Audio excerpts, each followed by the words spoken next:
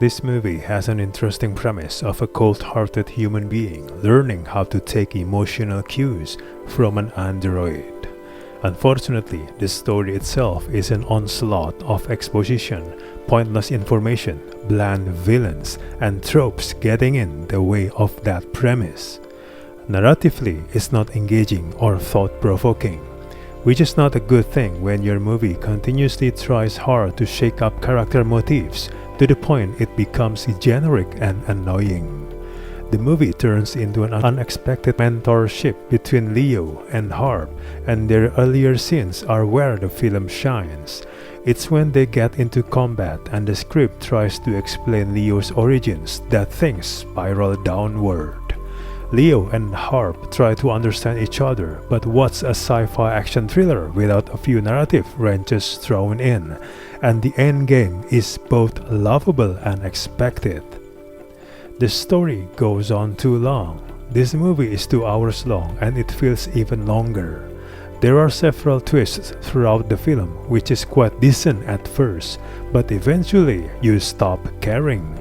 In between action, there is a lot of unnecessary dialogue.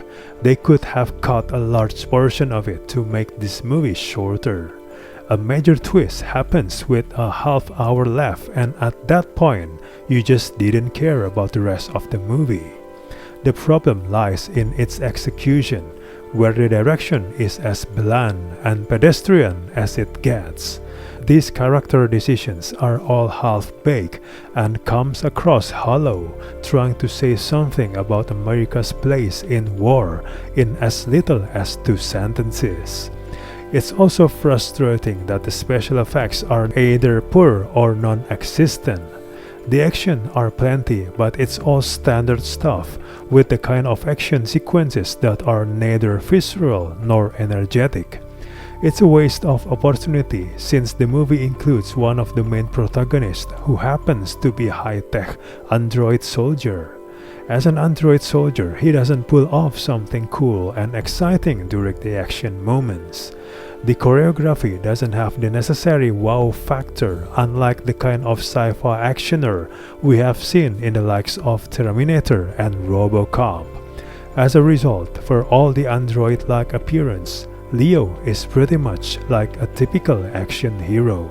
Both main actors give above-average performances in their respective roles, and yet it is just not enough to offset most of the shortcomings.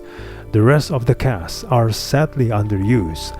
The same also goes to the antagonist, who is basically reduced into a forgettable, standard-issue villain. In the end, this movie could only muster a half-baked sci-fi action thriller that fails to capitalize its potential.